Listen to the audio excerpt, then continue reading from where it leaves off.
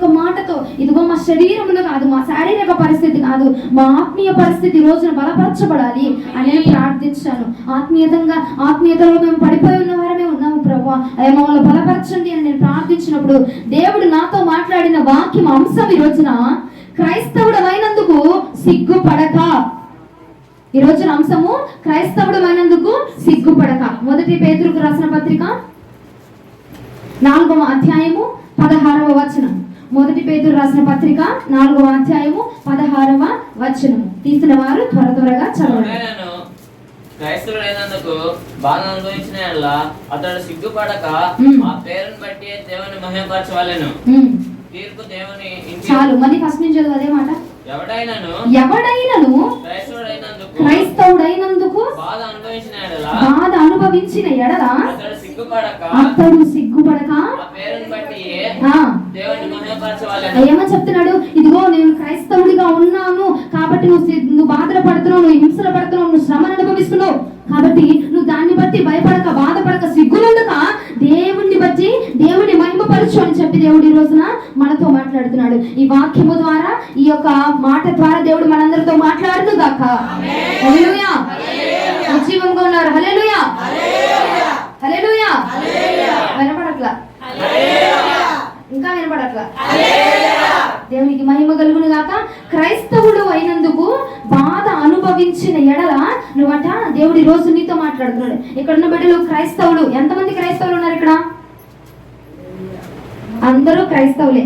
మరి దేవుడి చిత్తంలో ఎవరు క్రైస్తవునిగా పిలువబడుతున్నాడు, ఎవరు బాధను అనుభవిస్తా ఉన్నాడు, ఆ లక్షణాలు నీకుంటే గనక ఈ రోజు ఈ వాక్యము నీది. హల్లెలూయా చెప్పండి. అయ్యో, రోజు రేపటి నుంచి టేప్ రికార్డర్ తెచ్చుకుంటా. టేప్ రికార్డర్ తెచ్చి ఒకసారి రికార్డ్ చేసి ఎక్కడ పెడతా, నొక్కుతా అనండి, మళ్ళీ నొక్కుతా అనండి, మళ్ళీ నొక్కుతా అనండి. సరేనా? అరండి. హల్లెలూయా. క్రైస్తవుడు అయినందుకు బాధ అనుభవించిన ఎడల బాధపడమాక, నువ్వు సిగ్గుపడబాక, ధైర్యముగా ఉండు, దేవుని మహిమపరచు అని చెప్పి దేవుడు ఈ రోజున మనతో మాట్లాడుతున్నాడు. అసలు మనం ఎందుకు బాధపడుతున్నామంటే నీ జీవితంలో నీకున్న శ్రమల బట్టో, నీ పరిస్థితులను బట్టో, నీ ఆటంకాలను బట్టో నువ్వు క్రైస్తవుడిగా ఇదిగో నువ్వు ప్రార్థన మందిరానికి వెళ్తున్నావు అందుకే నీకు ఇలా జరుగుతుంది, చర్చికి వెళ్తున్నావు నీకు అందుకే ఇలా జరుగుతుంది, దేవుడిని నమ్ముకున్నావు అందుకే ఇలా జరుగుతుంది అని చెప్పి నేను మాట్లాడుతూ ఉన్నారు, అవమానపరుస్తూ ఉన్నారు, హేళన చేస్తా ఉన్నారు. వాటిని బట్టట నువ్వేమో బాధపడతా ఉన్నావంట, సిగ్గుపడతా ఉన్నావంట. ఇదిగో మందిరానికి వెళ్తున్నానని ధైర్యంగా చెప్పుకోలేని స్థితిలో ఉన్నావచ్చ నువ్వు. ఇక్కడ ఆ బిడ్డలు ఎవరున్నారో నాకైతే తెలియదు, కానీ దేవుడు నాతో మాట్లాడిన మాట ఇదిగో క్రైస్తవులుగా ఎందుకున్నాము ప్రభా, ఎందుకు మందిరానికి వెళ్తున్నాము, ఎందుకు ఇలాగా నాకే ఎందుకు ఈ బాధలు, నాకే ఎందుకు ఈ శ్రమలు, మందిరానికి వెళ్తూనే ఉన్నాను కదా, నీ మాట చెప్పులు చేస్తూనే ఉన్నాను కదా, అయినా నాకు ఎందుకు ఈ శ్రమ, అయినా నాకు ఎందుకు ఈ వేదన, అయ్యా ఎందుకు ఇంత నిట్టూర్పులో నేను వెళ్ళిపోతున్నాను, నేను నాలాగా ఎందుకు బ్రతకలేకపోతున్నాను, నీలాగెందుకు నడవలేకపోతున్నాను అని చెప్పి నువ్వు బాధపడతా ఉన్నావట. క్రైస్తవుడుగా అయినందుకు, క్రీస్తు బిడ్డగా పిలువబడుతున్నందుకు, క్రీస్తు వాణిగా నువ్వు అలంకరించబడినందుకు నీ వద్ద అవమానములు పొందుతున్నావంట, బాధను అనుభవిస్తున్నావంట, శ్రమను అనుభవిస్తున్నావంట. ఈ రోజు నుంచి దేవుడు నీకు చెప్తున్న మాట, దాని గురించి నువ్వు సిగ్గుపడద్దు, దాని గురించి నువ్వు భయపడద్దు, దేవుని మాత్రము ఘనపరచు, దేవుడు మాత్రమే హెచ్చించు. నీ బాధకి, నీ యొక్క శ్రమలకు దేవుడు నిన్ను మహిమపరిచి, నువ్వు దేవుడిని మహిమపరిస్తే దేవుడు నిన్ను ఘనపరచబోతున్నాను అని చెప్పి దేవుడు మాట్లాడాడు. హల్లెలూయా. చాలా మంది బిడ్డలు నేను చూసిన వాటికి చాలా మంది ఇప్పుడున్న బిడ్డల్లో చాలా వరకు బాధపడ్డారు. నిజంగా నేను నమ్ముకున్నాను, శ్రమే, నేను నమ్ముకున్నప్పటి నుంచి బాధే, నా ఇంటిలో కానీ ఇంట్లో పరిస్థితుల్లో కూడా నీ ఇంటి వారే నిన్ను నిందిస్తా ఉన్నారు.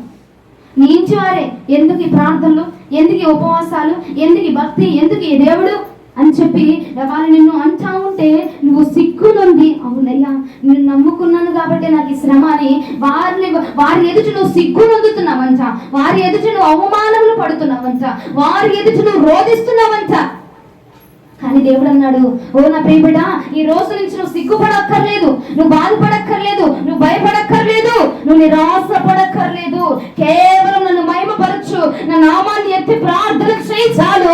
నీ యొక్క నిరాశను సైతము, ఇదిగో నిరాశ వలయంలో చిక్కుకునే సైతము నేను ఘనముగా హెచ్చించబోతున్నాను, ఘనముగా నేను నిన్ను మహిమపరచబోతున్నాను అని చెప్పి దేవుడు మాట్లాడాడు.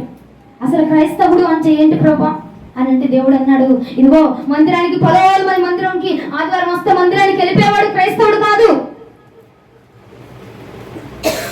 ఆదివారం వస్తే మందిరానికి, బుధవారం వస్తే మందిరానికి, గురువారం వస్తే మందిరానికి వెళ్ళిపోయేవాడే క్రైస్తవుడు కాదండి. ఆ క్రైస్తవుడికి కొన్ని లక్షణాలు ఉన్నాయి. వాడు మాత్రమే క్రైస్తవునిగా పిలవబడతారండి. ప్రతి ఒక్కరు ఎవరు పడితే వాళ్ళు క్రీస్తు యొక్క బిడ్డగా అంగీకరించబడరు.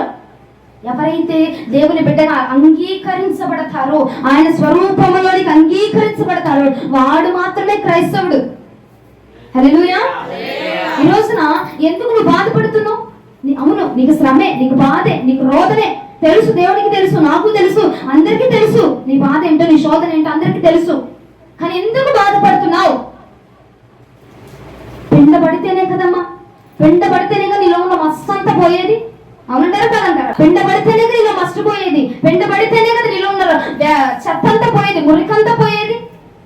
దేవుడు అందుకే పిండుతున్నాడు. ఎందుకు నువ్వు వేసారిపోతున్నావు? ఎందుకు దిగులు చెందుతున్నావు?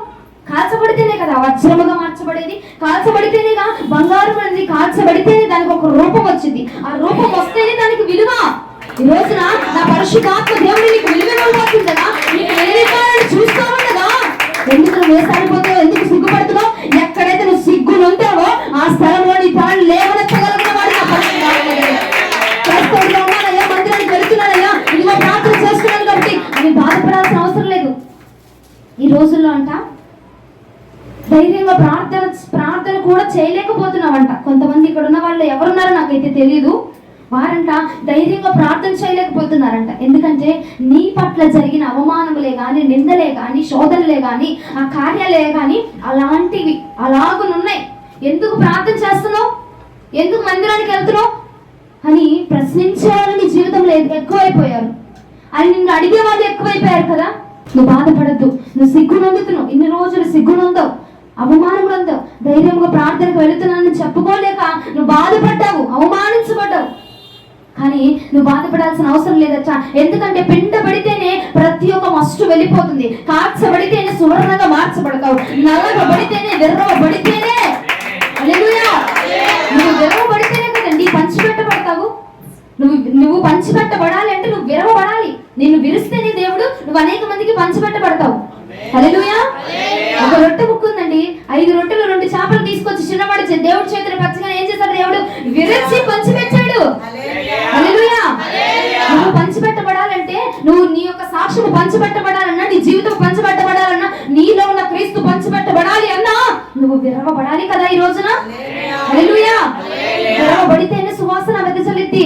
విరవబడితేనే, కాల్చబడితేనే నీలో నుంచి ఒక సువాసన వచ్చింది. ఆ సువాసన ద్వారా, ఆ సువాసన సాక్ష్యమే నిన్ను అనేక మందికి పంచి పెడతా ఉన్నది. నీ సాక్ష్యం అనేక మందికి పంచి పెట్టబడి అనేక మందికి తృప్తి పొందే విధంగా దేవుడు నిన్ను తయారు చేయాలని చూస్తా ఉన్నాడు. అందుకే నీకు శోధన, అందుకే నీకు శ్రమ. ఎందుకు నమ్ముకున్నానమ్మా, ఎందుకు చేస్తున్నానమ్మా, ఎందుకు వెళ్తున్నాను నాకే తెలియదు, కానీ ఏదో నమ్ముకున్నాను కదా, వెళ్ళాలి కదా అని వెళ్తున్నాను అని చెప్పి అనుకుంటా ఉన్నావు. ఎందుకు బాధపడబాకు. విరవబడితేనేనండి, నరకబడితేనేనండి, కాల్చబడితేనండి. బంగారము దాన్ని తీసుకొచ్చి ముద్దగా తీస్తే దానికి విలువ లేదు.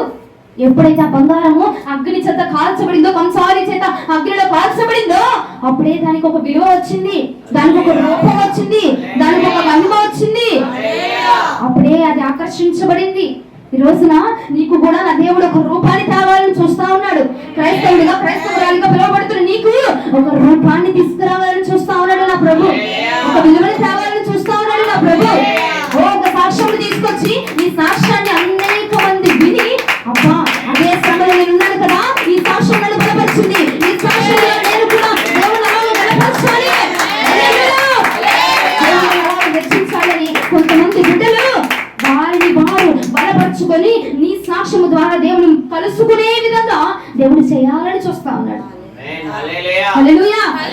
కొన్ని సంవత్సరాల నివేదన, కొన్ని సంవత్సరాల బాధ కరెక్టే కారణట్లేదు, కానీ ఎందుకు రీజన్ తెలుసా? ఈ రోజున నిన్నట విలువగా మహిమగా మార్చడానికి దేవుడు ఇస్తా ఉన్నాడు.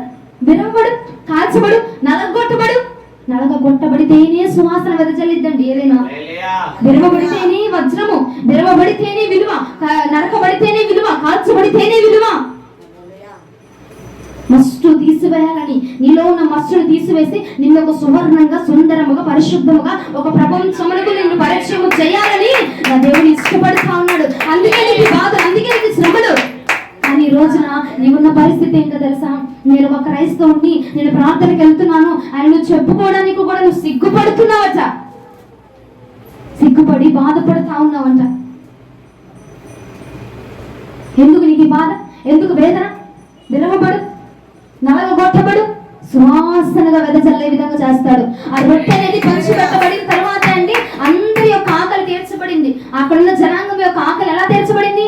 దేవుడు దాన్ని విరిచితేనే, అది విరవబడితేనే అందరి ఆకలి తీర్చబడింది. ఈ రోజున నీవు కూడా విరవబడితేనే కదా, నీవు కూడా నలగగొట్టబడితేనే కదా, నీవు కూడా ఆ శ్రమల నుంచి బయటికి వస్తేనే కదా విరవగొట్టబడి, నలగగొట్టబడి, విరిగిపోయి, కాల్చబడి, పిండబడి నువ్వు బయటికి వస్తేనే కదా నీవేంటో దేవుడికి తెలిసిద్ది, నీ విలువేంటో అప్పుడు తెలిసిద్ది. అప్పుడు నువ్వు సాక్ష్యము ఇగో గృహ కూడికల్లో పెట్టుకుని, ఇదిగో కృతజ్ఞత కూడిక పెట్టుకుని, ఇదిగో నా సాక్ష్యము, నా దేవుడిని ఇలా నన్ను ఇలా ఎన్నో పోరాటాలు, ఎన్నో సమస్యలు, ఎన్నో రోగులు, ఎన్నో శోధన ద్వారా ఇదిగో నడిపించి నన్ను ఈ రోజు ఎలా సుందరముగా చేశాడమ్మా, నన్ను ఇలాగ ఈ పోరాటంలో నిలబెట్టాడమ్మా అని నీ సాక్ష్యము అనేక మందికి బెద చల్లితేనే కదా వారు తిని తృప్తి పొందుతారు. హల్లెలూయా. వారు తిని తృప్తి పొందితేనే కదా నీ సాక్ష్యానికి అనేది విలువ పెరిగిద్ది, రేటింగ్ పెరిగిద్ది, స్టారింగ్ ఇస్తారు. అప్పుడు నీకు విలువ పెంచడానికి శ్రమలు పెడుతున్నాడు కాబట్టి నువ్వు సిగ్గుపడద్దు తల్లి. ఈ రోజున ఏం మాట్లాడినాయా నేను ప్రార్థించినప్పుడు దేవుడు నాకు ఇచ్చిన మాటలు ఇవి. క్రైస్తవుడుగా ఉన్నందుకు ఎందుకు ప్రార్థనకి వెళ్తున్నాను నాకే తెలియట్లేదు, కానీ వెళ్ళాలి కాబట్టి వెళ్తున్నాను అని నిట్టూర్పు పోతున్నారు, వేసారిపోతున్న జనాంగంలో ఈ వద్ద వస్తున్నారు ఈ రోజున అని నాతో దేవుడు మాట్లాడాడు. నిజం చెప్పాలంటే ఇక్కడ మీలో ఎవరు వస్తారో ఎవరు రారో కూడా నాకు తెలియదండి. నేను ప్రార్థన చేసుకొని వెళ్ళిపోయి నా ప్రార్థన గదిలో నేను కూర్చున్నాను. మీరు ఎవరు వస్తున్నారో ఎవరు రావట్లేదు, ఎవరు వెళ్ళిపోతున్నారు, ఎవరు ఉంటున్నారు నాకేం తెలియదు. కానీ దేవుడు నాతో మాట్లాడిన ఈ వాక్యాన్ని పట్టుకొని తీసుకొని వచ్చా. ఈ రోజు నేను వస్తున్నాను, ఈ రోజు నేను వెళ్తున్నాను కాబట్టి దేవుడు నాతో ఈ వాక్యాన్ని ఇచ్చి ఇలా మాట్లాడుతుందేమో అనుకోవచ్చేమో. కానీ అండి దేవుడి మాట లేదే ఈ బైబిల్ గ్రంథంలో ఎక్కడ ఏ మాట ఉందో కూడా నాకు తెలియదు. మీరు నమ్మినా నమ్మకపోయినా ఇదా సత్యం. దేవుడు చెప్తే కనుక నేను చెప్పగలను, దేవుడు మాట్లాడితేనే నేను మాట్లాడగలను, దేవుడు ఇస్తే నేను ఇవ్వగలను. నా వల్ల అయితే ఏది కూడా జరగదు. ఏం చేయాలి ప్రభు అని దేవుడు నాతో నేను అడిగినప్పుడు దేవుడు నాతో తన ఆత్మాభిషేకము చేత ఈరోజు నేను నా ప్రార్థన గదిలో ఎంత అభిషేకముతో నింపబడానంటే, ఎంత ఆత్మతో నింపబడ్డానంటే, ఆయన ప్రసన్నతను నింపబడి ఆయన ప్రసన్నతతో దేవుడు నాతో మాట్లాడారు. ఈరోజు ఎంతో బాధపడుతున్నాడు, ఎంతో శ్రమ పడుతున్నాడు. కానీ దేవుడు అంటున్నాడు విరవబడు తల్లి, కాల్చబడు, నలగొట్టబడు, నీ సాక్ష్యము పరిమళించబోతుంది, నీ సాక్ష్యం ఒక సువాసనగా వెదజల్లబోతుంది, నీ సాక్ష్యం పరిమళింపచేసి సువాసనగా మార్చి దేవుడు పరిచయము చేయబోతున్నాడు. హల్లెలూయా, హల్లెలూయా. ప్రతి ఒక్కరూ క్రైస్తవులుగా పిలువబడరమ్మా. మందిరానికి వెళ్ళిపోయినంత మాత్రాన నువ్వు క్రైస్తవులుగా పిలువబడవు. ఎప్పుడైతే నలగొట్టబడతావో, ఎప్పుడైతే విరగొట్టబడతావో, ఎప్పుడైతే సరి చెయ్యబడతావో అప్పుడే నువ్వు క్రైస్తవుడుగా, క్రైస్తవురాలుగా పిలువబడతావు. కొంతమంది అనుకుంటారు మేము బాప్తిజం తీసుకున్న దగ్గర నుంచి మాకు శ్రమే, మందిరానికి వెళ్తే ఏదో తలకాయ నొప్పి, మందిరానికి వెళ్తే ఏదో ఒకటి పోయిద్ది, మాకు మందిరానికి వెళ్తే ఏదో ఒక నష్టం జరిగిద్ది అని చెప్పి మందిరాన్ని ఆగిపోయిన మూర్ఖులు ఎంతో మంది ఉన్నారు. అవును, నా దృష్టిలో వాళ్ళు మూర్ఖులే. ఎందుకంటే నలగబడిన తర్వాత సువాసన ఉందని వాళ్ళకి తెలియదు కదా. కానీ ఈ రోజు నీకు తెలియపరుస్తున్నాడు నా ప్రభు. మందిరానికి వచ్చాక ఇది జరిగింది, మందిరం నుంచి వెళ్ళాక అది జరిగింది, అక్కడ ఉన్నాను, ఇక్కడ ఇది అయిపోయింది అని చెప్పి బాధపడుతున్నావు. జ్ఞాపకం ఉంచుకో, క్రైస్తవుడు అంటేనే శ్రమ వచ్చిందండి. క్రైస్తవులకు శ్రమ వచ్చింది. ఎందుకో చెప్పనా? దేవుడు నిన్ను పరీక్షించాలి కదా. ఇదిగో అయ్యా నేను నమ్ముకుంటున్నాను, నాకు అది ఇచ్చే ఇది ఇచ్చే అంటే ఎలా ఇచ్చేస్తాడు? వాటర్ దగ్గరికి వెళ్ళండి, ఇదిగో ఒక రోజు 2 రోజులు వచ్చావు పనికి, 3వ రోజు వెళ్ళి 10,000 రూపాయలు నాకు కావాలని ఇస్తాడా? ఎందుకు ఇస్తాడు? ఎవడు? నిన్ను పరీక్షించాలి కదా. నువ్వు ఇచ్చేదానివో ఇవ్వదానివో, నమ్మకత్వం ఉన్నదానివో నమ్మకం లేదానివో నిన్ను పరీక్షించాలి కదా. అలాగే నా ప్రభు కూడా ఒకసారి 2 సార్లు మందిరానికి వచ్చేసి తీరిక కూర్చొని నీతోనే అంటున్నాడు దేవుడు, నిన్ను పరీక్షిస్తా ఉన్నాడు. అందుకే నీకు శ్రమ. వజ్రం ఏదో, బంగారం ఏదో, వెండి ఏదో, దాని విలువైన రత్నం ఏదో తెలియాలి కదండి. దేనికి తగిన విలువ దానికి ఇవ్వాలంటే నిన్ను పరీక్షిస్తేనే కదా తెలిసేది. ఎంత వాటికి నువ్వు కాల్చబడగలవో, ఎంత వాటికి సువర్ణంగా నువ్వు చేయబడగలవో నువ్వు తెలిస్తేనే కదా నీకంటూ విలువ పెరిగేది. హల్లెలూయా. మందిరానికి వస్తే శ్రమ, ప్రార్థనకి వెళ్తే శ్రమ, యేసు ప్రభువు వారంటేనే శ్రమ శ్రమ శ్రమ శ్రమ అనుకుంటూనే ఉన్నావు. వచ్చింది శ్రమ. ప్రతిసారి నిన్ను పూల మీద వేసి కింద పూలేసి నడిపిస్తాడా ఏంటమ్మా ఎవరైనా?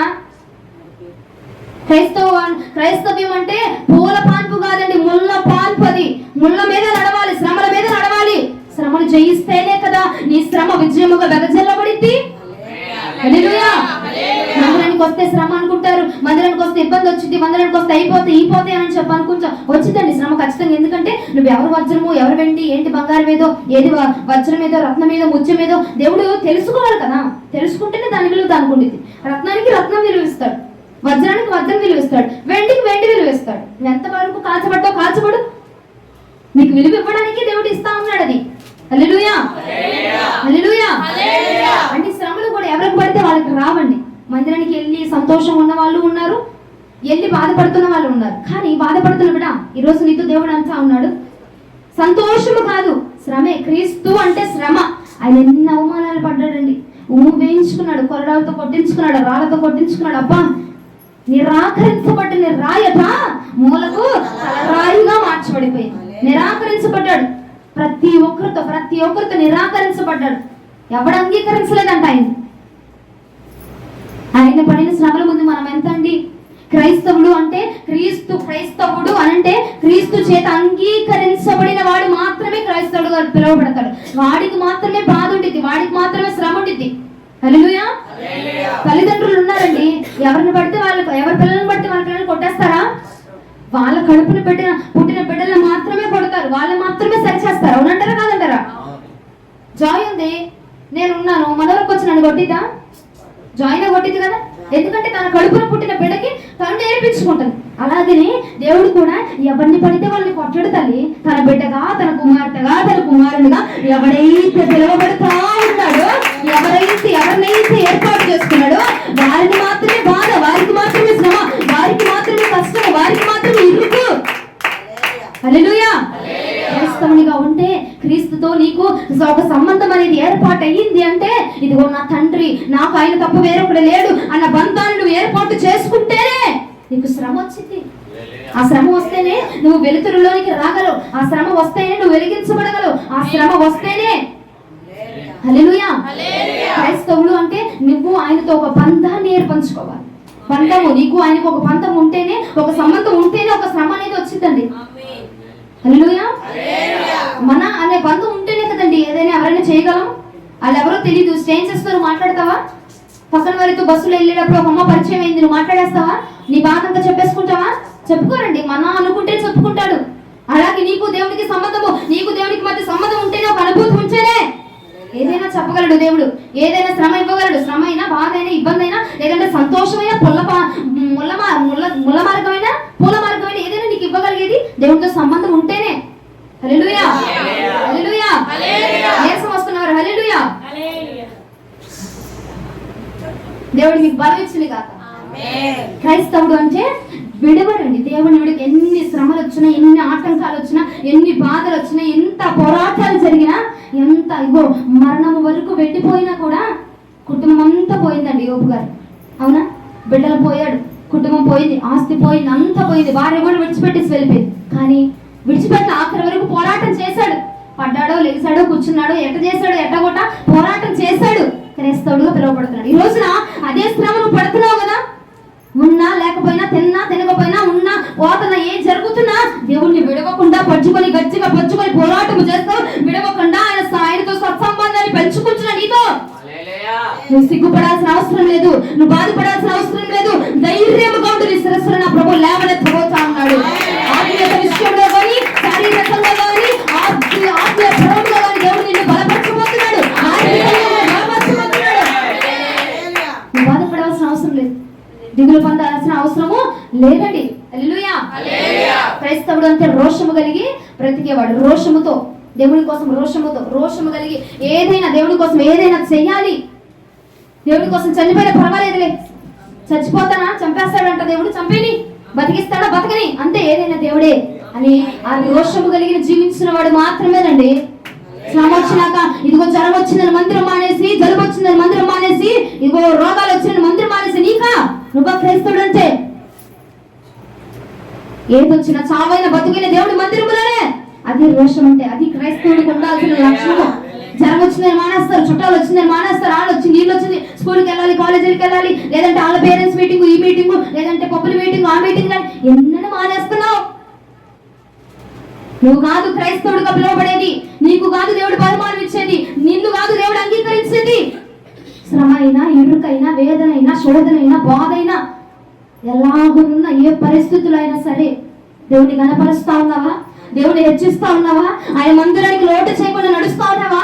ఆయన ప్రార్థనకు లోటు చేయకుండా వెంబడిస్తా ఉన్నావా ఆయన మార్గాన్ని? ఎస్, దేవుడు నీ గురించి సాధించినాడు. నువ్వు బాధపడద్దు.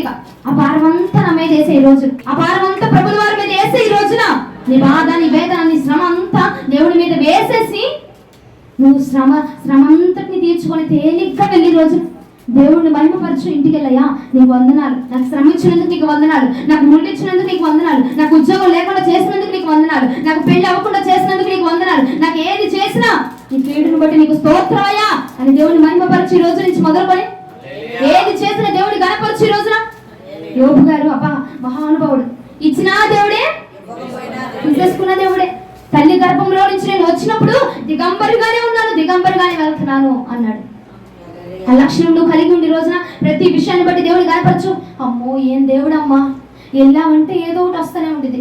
గట్టిగా ప్రార్థన చేసుకున్నామంటే ఇంట్లో భార్య భర్తలకు ఇద్దరికి గొడవ.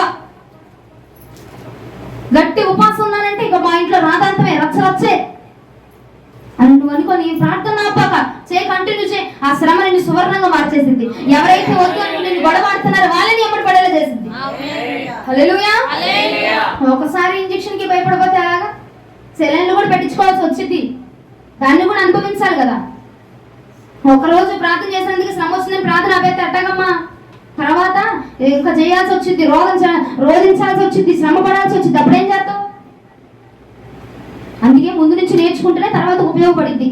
హల్లెలూయా, హల్లెలూయా. కాల్చబడితేనే సువర్ణంగా మార్చబడతాము. అర్థమైందండి?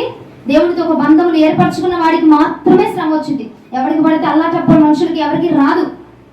దేవునితో ఒక సంబంధం ఉంది, దేవునితో ఒక అనుబంధం ఉంది, దేవునితో ఒక కనెక్షన్ ఉంది, దేవునితో ఒక సత్య సంబంధములు కలిగి ఉన్న నీకే శ్రమ, వేదన, శోధన, కరువు అయిన, కాటకమైన ఏదైనా అనుబంధం ఉంటేనే వచ్చిద్దమ్మా. అనుబంధం లేకపోతే రాదు.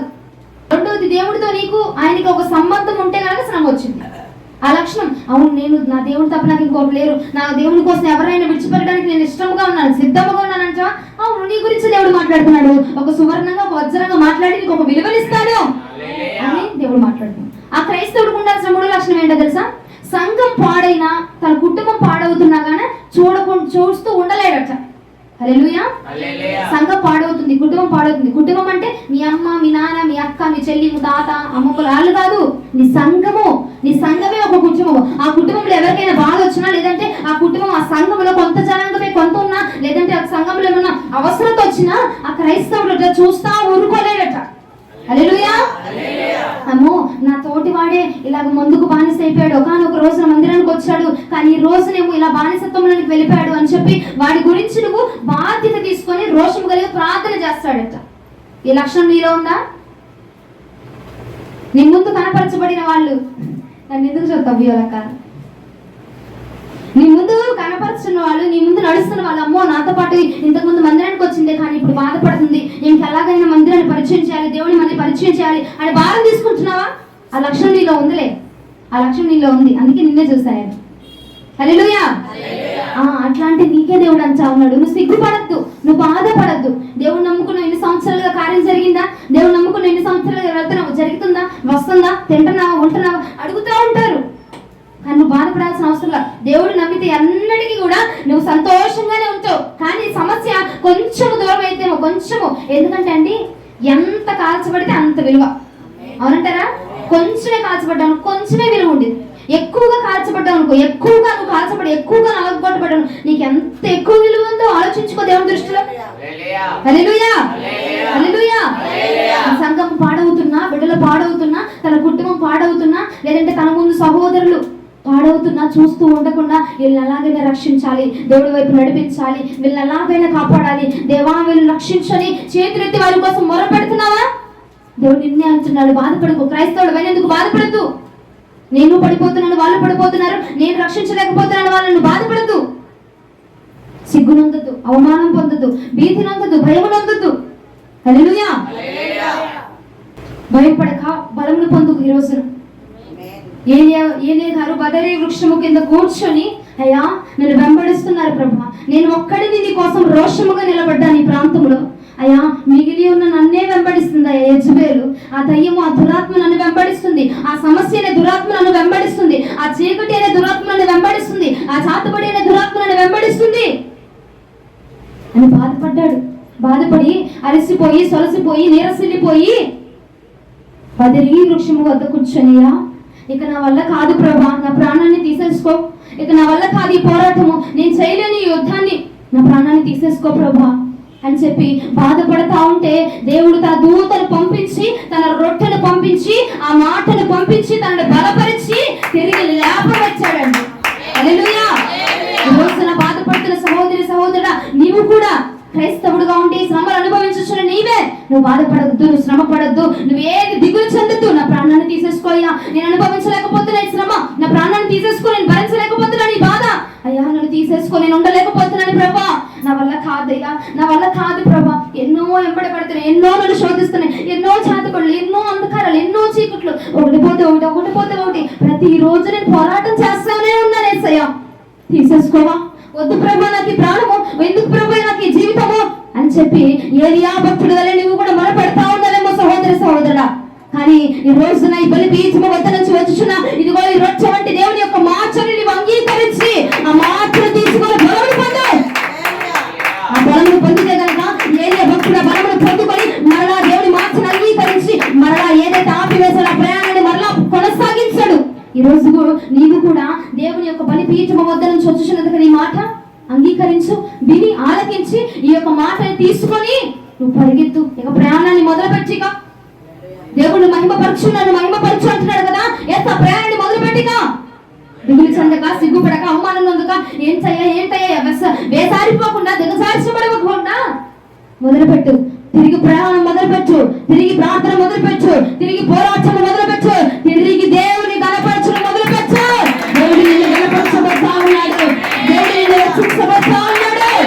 ఎలాంటి భూకంపాలు వచ్చినా, ఎలాంటి శ్రమలు వచ్చినా, ఎలాంటి ఆయుధములే నీ మీదకి రేగగొట్టబడినా వాటన్నిటిని తీసివేసి నిన్ను బలపరచగలిగిన దమ్ము సత్తా దేవుడైన పరిశుద్ధాత్మ దేవుడికి ఉన్నది.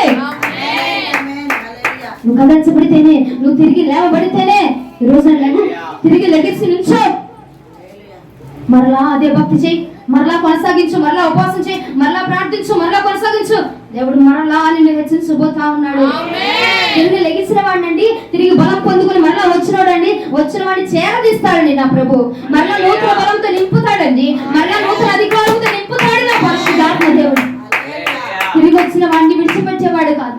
ఏలియా పోరాటము చేయలేక అలసిపోయి సొలసిపోయి నా ప్రాణాన్ని తీసేసుకోయని రోదన చేస్తా ఉంటే, దేవుడు బదరీ వృక్షం దగ్గర కూర్చొని ఒంటరిగా రోధిస్తా ఉంటే, దేవుడు తన దూతను పంపించి, ఆహారాన్ని పంపించి, తన మాటను పంపించి తిరిగి లేవనెత్తి కూర్చోబెట్టి అదిగో తన ప్రయాణమును కొనసాగింప చేశాడు.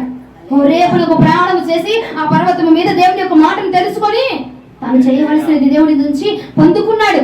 ఈ రోజున నీవు కూడా నీ పరిస్థితుల వల్ల, నీ శ్రమల వల్ల నీవు చేయాల్సిన మాటను దేవుడి వద్ద నుంచి నువ్వు పొందుకోకుండా ఆగిపోతా ఉన్నావు కదా, ఆగిపోయావు కదా. కానీ దేవుడు ఈ రోజు అంటున్నాడు, నువ్వు నన్ను మహిమపరిచి, నన్ను గణపరిచి, నన్ను ముందు పెంచుకొని నా మాట విని ఇక్కడ నుంచి నువ్వు కొనసాగించబడు. నువ్వు కొనసాగించబడితే నీవు చేయవలసింది ఏంటో, నీకు రావాల్సింది ఏంటో, నీకు ఎలా ఇస్తానో, ఏమి చేస్తానో మొత్తం నీకు తెలియపరుస్తాను. మరలా నేను స్థాపిస్తాను, మరలా నేను కొనసాగింపజేస్తాను, మరలా నేను మహిమపరుస్తాను అని చెప్పి దేవుడు మాట్లాడుతా ఉన్నాడు ఈ రోజు. ఒకసారి రండి, 1 రాజుల గ్రంథము 19వ అధ్యాయము 4 నుంచి 8 వచనములు. 1 రాజుల గ్రంథము 19వ అధ్యాయము 4 నుంచి 8 వచనములు. తను ఒక దిన ప్రయాణము అరణ్యంలోనికి పోయి ఒక బలి వృక్షం కింద కూర్చుండి మన్నపేక్ష గలవాడై, యెహోవా నా పితరుల కంటే నేను ఎక్కువ వాడను కాను, ఇంత మట్టుకు చాలును, నా ప్రాణం తీసుకొనమని ప్రార్థన చేశాను. అతడు బలి వృక్షం కింద పరుండి నిద్రించుచుండగా ఒక దేవదూత వచ్చి అతన్ని ముట్టి, నువ్వు లేచి భోజనం చేయమని చెప్పాను. అతడు చూసిన అంతలో అతని తల దగ్గర నిప్పుల మీద కాల్చబడిన అప్పమును నీళ్ళ గుడ్డి కనబడెను.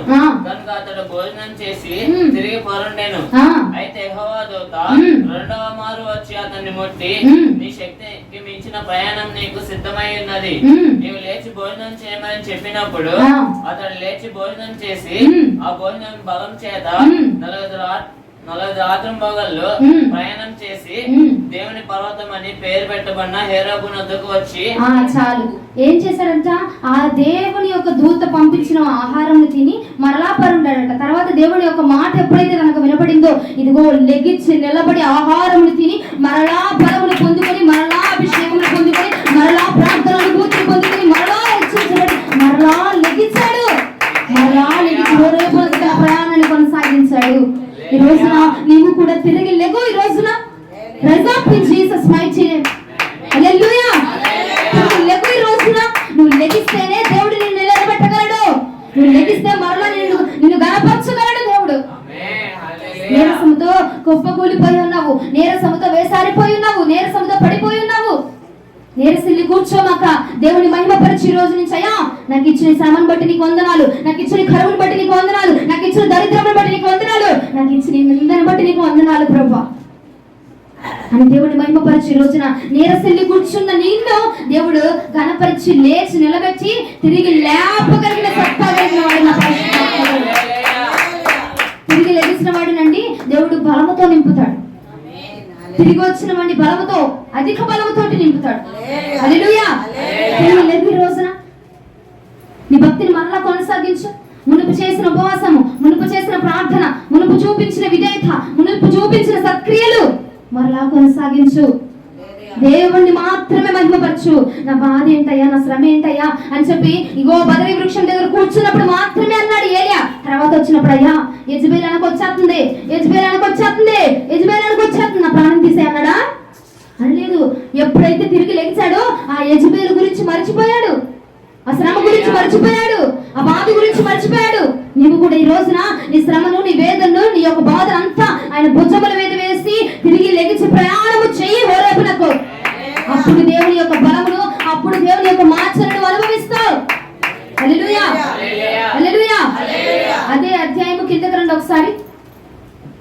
ఆయన హోరేబు పర్వతం వెళ్ళిన దగ్గర నుంచి తర్వాత చదవండి. గుహలో చేరి బస చేసెను.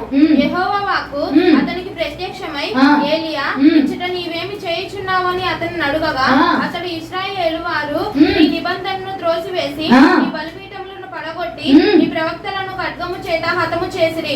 సైన్యములకు అధిపతియగు దేవుడనగు యెహోవా కొరకు మహారోషము కలవాడనై నేను ఒకడును మాత్రమే మిగిలి ఉండగా వారు నా ప్రాణమును కూడా తీసివేయుటకై చూచుచున్నారని మనవి చేసెను. అందుకైన నీవు పోయి పర్వతము మీద యెహోవా సముఖమునందు నిలిచి ఉండమని సెలవిచ్చెను. అంతట యెహోవా ఆ వైపున సంచరింపగా బలమైన పెనుగాలి లేచెను. యెహోవా భయమునకు పర్వతములు బద్దలైపోయినాయి అంట. పరిశుద్ధాత్మదేవుని భయపరచు. ఇదిగో నీవు గనుక తిరిగి లెగిస్తే ఆయనే నీ పక్షముగా నీలో ఉండి చొరబడి పర్వతముల లాంటి సమస్యలను, పర్వతముల లాంటి శ్రమలను, పర్వతముల లాంటి ఇరుకులను, ఇదిగో నీ దోషంతని కూడా బద్దలు చేయబోతున్నాడు. ఆ పర్వతములను నాశనం చేయబోతున్నాడు. ఆ పర్వతములను నాశనం చేసి ఇదిగో దేవుడు నిన్ను గణపరచబోతా ఉన్నాడు. తిరిగి లెగిచిన తర్వాత బద్దలైపోయింది అండి. నీవు కూడా ఈ రోజున తిరిగి లెగిస్తే, ఆ శ్రమను దేవుడు గొప్ప చెప్పి తిరిగి లెగిస్తే, ఆ పర్వతములు ఏ పర్వతం అయితే ఉందో, ఏ శ్రమ అనే పర్వతము, ఏ ఇబ్బంది అనే పర్వతం ఉందో, ఏ రోదన, ఏ వేదన, ఏ అనారోగ్యమో దాన్ని తీసివేస్తాడు నా ప్రభు, దాన్ని పెరికి వేస్తాడు నా ప్రభు. దేవుని మీద ఆధారపడిపో, దేవుని మహిమపరచు. ఈ రోజున తిరిగి లెగో. తిరిగి లెగిస్తే దేవుడు నిన్ను తిరిగి లేపబోతా ఉన్నాడు. హల్లెలూయా. దాటుకొని ఉన్న వారిని కాదండి, తిరిగి ఎవడైతే లెగుస్తాడో వాడినే దేవుడు కనపరుస్తాడు. వాడి జీవితంలో పర్వతములు బద్దలైపోతాయి. ఏలియా గారి కాలంలో దాగి ఉన్నారు 7,000 మంది ప్రవక్తల వరకు దాగిపోయి ఉన్నారు. వాడిని కనపరచలేదు. ఏలియా రోషము కలిగి తాను ఒక్కడే నిలబడ్డాడు దేవుడి కోసము.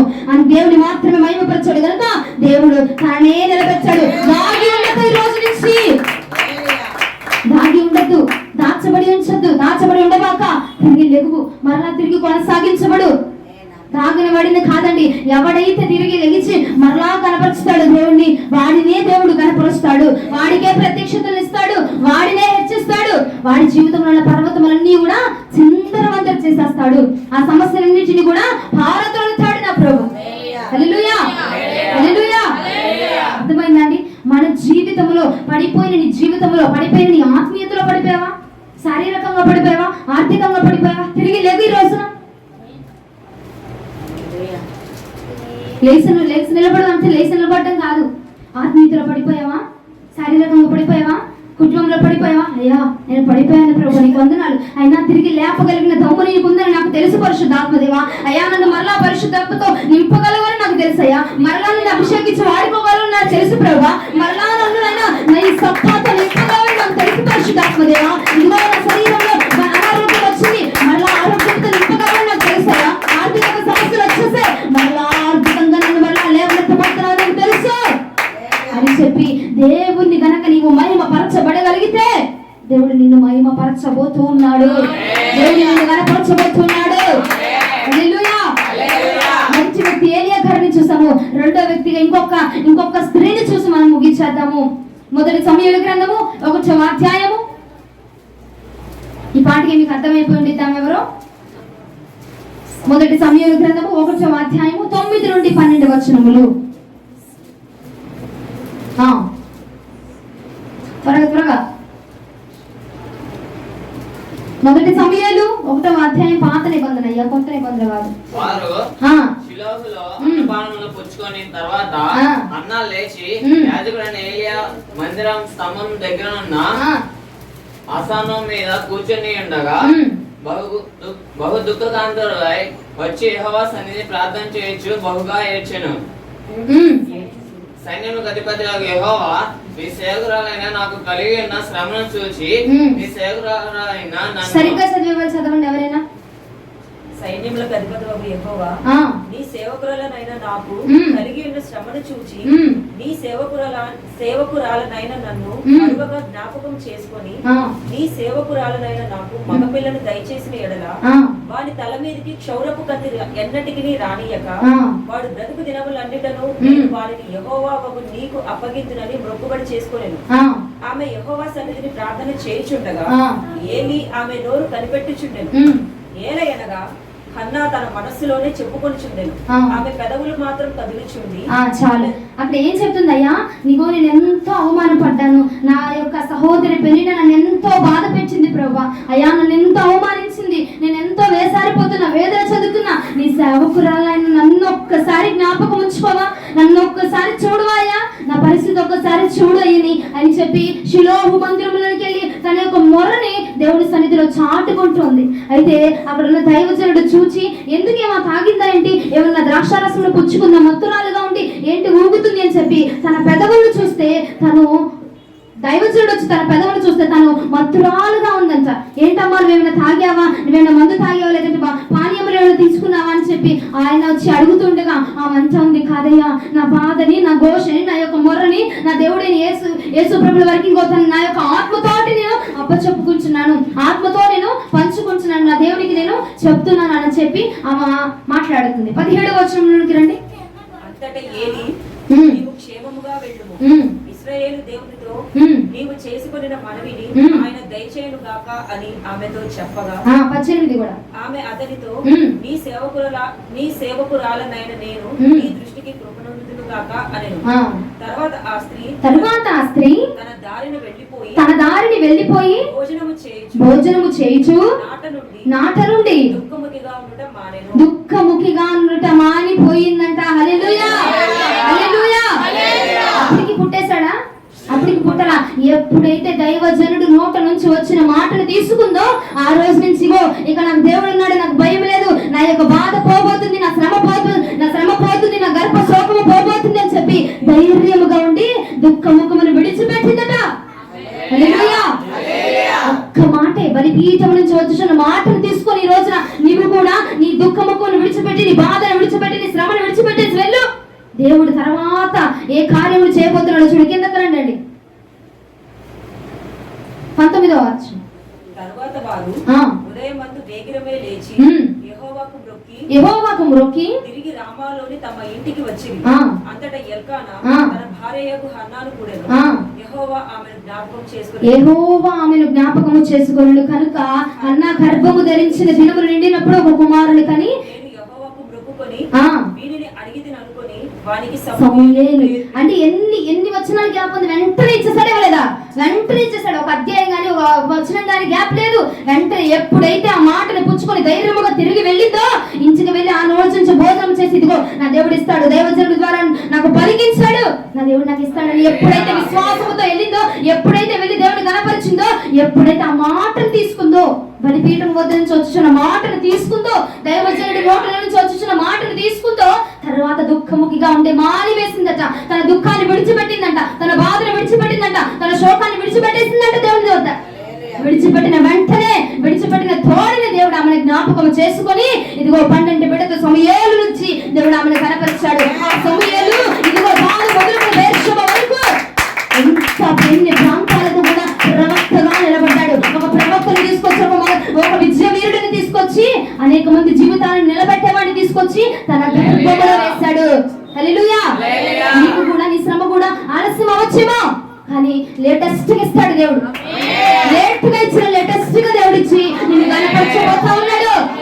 నీ దుఃఖముఖాన్ని కానీ నీ భారాన్ని నీ వేదన అంతా వదిలిపెట్టు.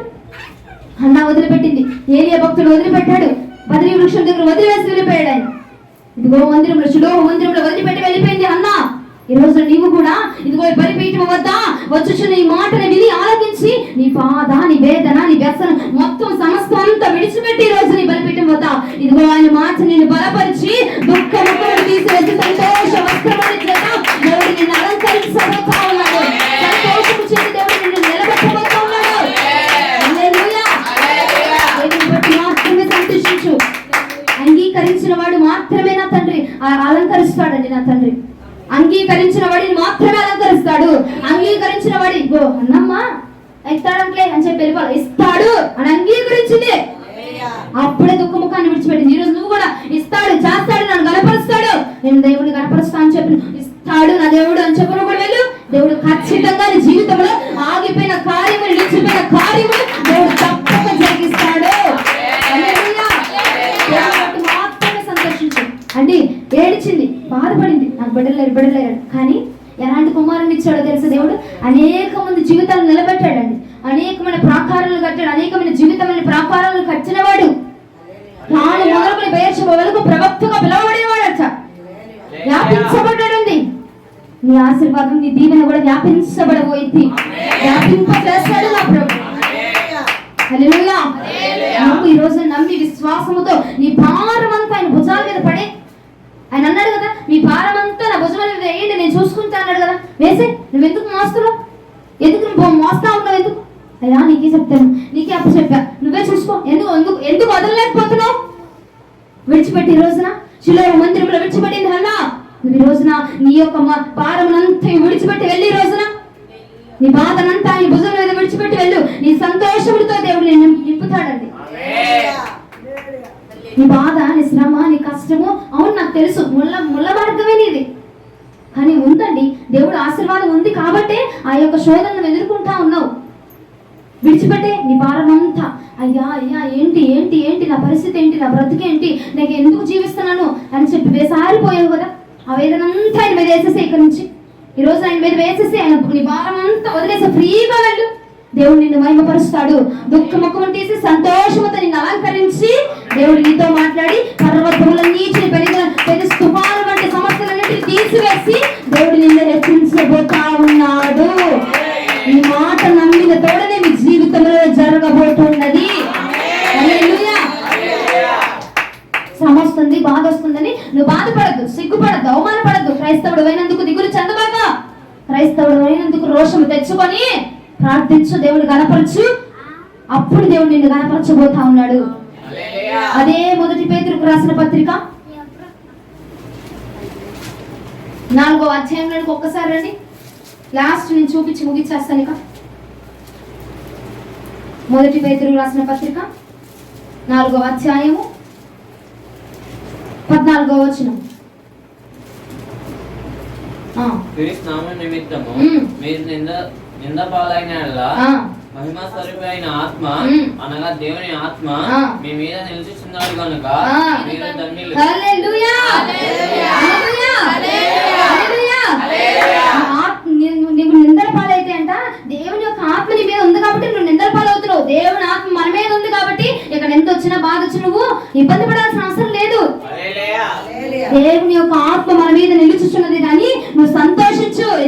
నువ్వు ధన్యత్వమును పొందుకోబోతున్నావు, పరలోక రాజ్యంలో స్థానాన్ని పొందుకోబోతున్నావు. హల్లెలూయా. బాధ వస్తుంది, శ్రమ వస్తుంది, నువ్వు దిగులు చెందాల్సిన అవసరం లేదు. ఎందుకంటే సత్య స్వరూపైన ఆత్మ, పరిశుద్ధాత్మ దేవుడు నీ మీద నిలిచి ఉన్నాడు కనుకనే నీకు శ్రమ. కాబట్టి నువ్వు ధన్యురాలివి. హల్లెలూయా. క్రైస్తవుడిపైన ఎందుకు బాధపడతారా? సిగ్గు నొందుతావా? అవమానం నొందుతున్నానని నువ్వు బాధపడిపోతావా? వేసారిపోతావా? దిగులు చెందుతున్నావా? అవసరం లేదు. దేవుడిని మహిమపరచు చాలు, దేవుడు నిన్ను మహిమపరుస్తాడు. ఎక్కడ అవమానం నొందావో, ఎక్కడ సిగ్గు నొందావో, ఎక్కడ నిందల పాలయో అదే స్థలంలో తిరిగి లేవనెత్తుతాడు నా పరిశుద్ధాత్ముడు. నీ తలను పైగా లేవనెత్తుతాడు. అవమానం నొందిన వారి తలలు పైగా నీ తలను లేవనెత్తుతాడు. తీసుకునే చేతులుగా మార్చబడతాయి. అవమానించబడి నీవు, సిగ్గు నొందిన నీవు అదే స్థలంలో హెచ్చించబడబోతున్నావు. హల్లెలూయా.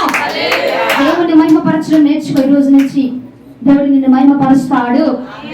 ఈ రోజున అంశం ఏంటిది? సిగ్గుపడతావా? సిగ్గుపడక. ఏం నేర్చుకున్నావు? ఏమి నేర్చుకున్నారు ఈ రోజున మీరు? దేవుడు ఏం మాట్లాడాడు?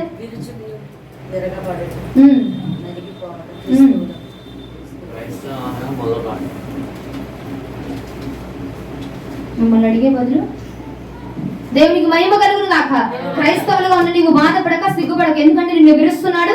ఆ విరువడము నీకు మంచిదే, నీకు శుభమే, నీకు మేలే జరిగింది దానివల్ల.